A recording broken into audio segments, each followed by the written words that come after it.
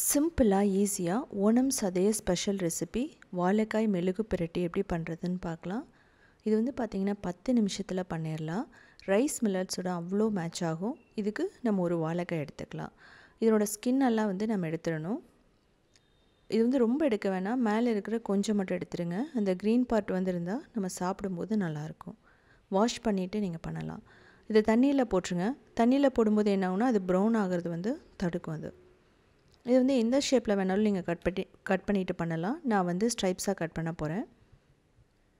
இது வந்து பார்த்திங்கன்னா மசாலாலாம் ஆட் பண்ணிவிட்டு நம்ம ஃபிஷ் வந்து ஃப்ரை பண்ணுற மாதிரி கூட ஃப்ரை பண்ணலாம். ரொம்பவே நல்லாயிருக்கும். இப்படி தின்னாக ஸ்லைஸ் பண்ணுறதுனால இது 5 நிமிஷத்துக்குள்ளேயே நல்லா வெந்துடும்.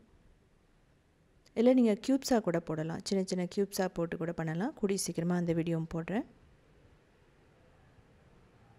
இதுவுமே வந்து பார்த்திங்கன்னா நம்ம கட் பண்ண உடனே தண்ணியில் தான் போடணும். இது கத்திரிக்காய் எல்லாமே வந்து பார்த்திங்க அப்படின்னா சீக்கிரமாக ப்ரௌன் ஆகிறது. இது வந்து பார்த்திங்கன்னா நீங்கள் உருளைக்கிழங்குல பண்ணலாம், ரொம்பவே நல்லாயிருக்கும். அதுக்கப்புறம் பீட்ரூட், கேரட் எல்லாத்துலேயுமே இந்த மாதிரி மெத்தடில் பண்ணி பாருங்கள், ரொம்பவே நல்லாயிருக்கும். இப்போ இதை நல்லா வாஷ் பண்ணிவிட்டு சீசனிங் பண்ணுற வரைக்கும் தனியாக வச்சிடலாம். தேங்காய் எண்ணெய் ஊற்றிட்டு கடுகு, கருவேப்பிலை, சின்ன வெங்காயம், பூண்டெல்லாம் போட்டுக்கலாம். பூண்டு வந்து பார்த்திங்கன்னா ஜீரணத்துக்கு ரொம்ப ரொம்ப நல்லது.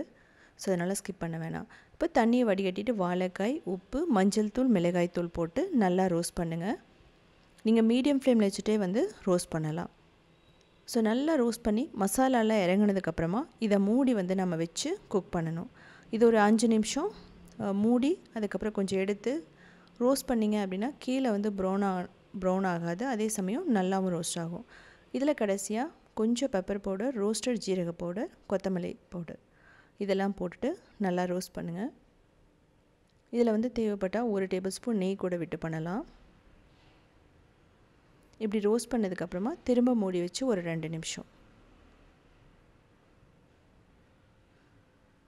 ஸோ அவ்வளோதான், நமக்கு ரொம்ப பர்ஃபெக்டாக வாழைக்காய் மெழுகு பிரட்டி ரெடி ஆகிடுச்சு. இது வந்து பார்த்திங்க அப்படின்னா கேரளாவில் பண்ணுற ஒரு ட்ரெடிஷ்னலான ரெசிபி, ஓணம் சதிய ரெசிபியில் இது எல்லாமே வரும்.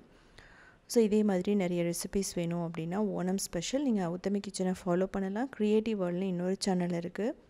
அதுலேயுமே 2000 ரெசிபிஸ் இருக்குது. அது மட்டும் இல்லாமல் சவுத் இந்தியன் ஃபுட் ஸ்டார்ட்ங்கிற வெப்சைட்டையும் 14 இயர்ஸாக ரன் பண்ணுறோம். 8000 ரெசிபிஸ் இருக்குது. ஸோ பார்த்துட்டு கமெண்ட் பண்ணுங்கள்.